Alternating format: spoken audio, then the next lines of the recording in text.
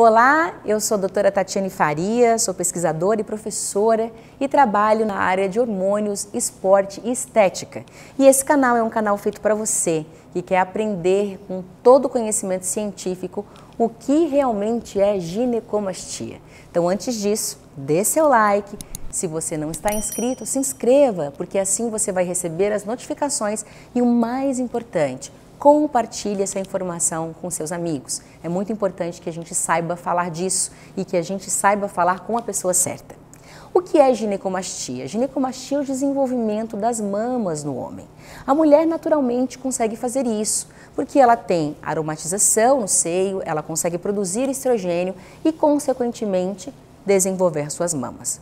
O homem, quando está com uma desproporção, quando está com um desbalanço, a gente fala de predominância estrogênica, quando a quantidade de estrogênio está muito acima da quantidade esperada, de aromatização, o homem pode ter o desenvolvimento das suas mamas, dessas glândulas mesmo, Então, essa glândula mamária, ela pode se desenvolver, Antes ela estava ali silenciosa, não estava sendo desenvolvida, o estrogênio faz essa glândula se desenvolver. Quando que o homem percebe isso? Às vezes ele não percebe, às vezes ele percebe uma dorzinha no mamilo, ou um carocinho no mamilo, ou uma coceira nessas regiões mais acessórias da mama.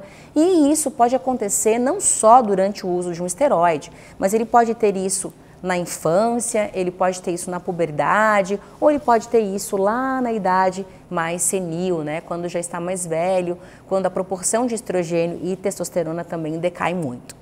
Então, a produção de estrogênio no homem, a gente já viu que é importante e faz parte de toda a fisiologia masculina.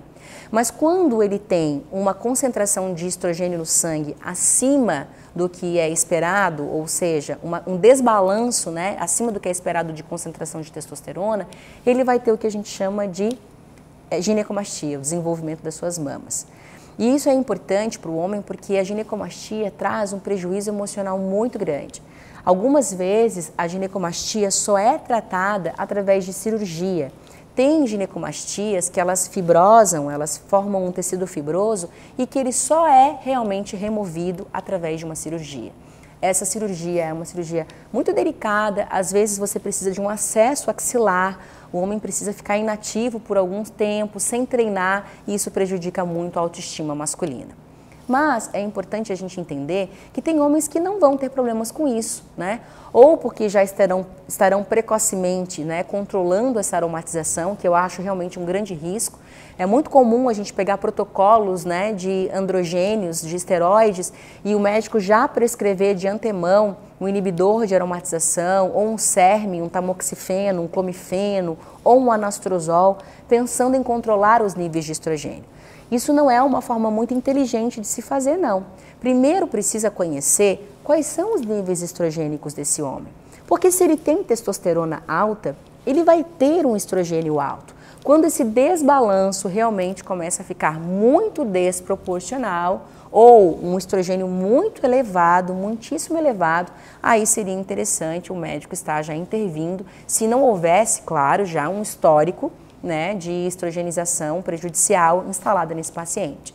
Então, ginecomastia é um processo fisiológico que pode acontecer em várias idades, da vida desse homem, quando ele nasce, porque o estrogênio da mãe, está muito circulante ainda no bebezinho, então a gente tem o que a gente chama de ginecomastia neonatal.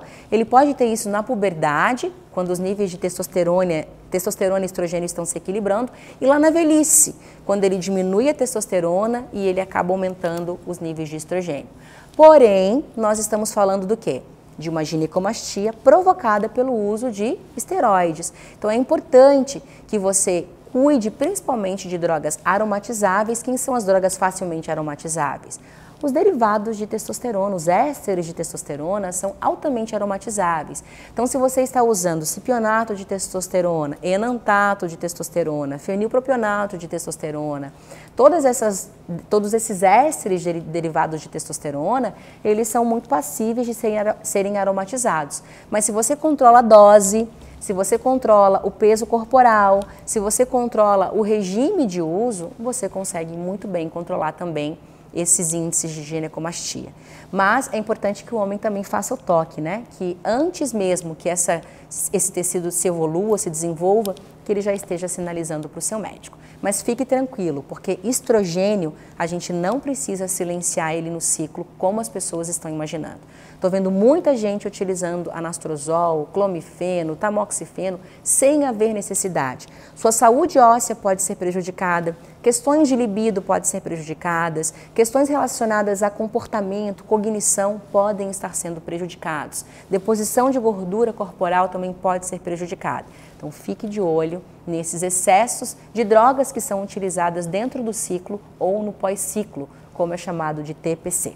Se você gostou desse vídeo, dê um like aqui pra gente, fortaleça o canal, compartilhe essas informações e não se esqueça de se inscrever para que você receba as próximas notificações.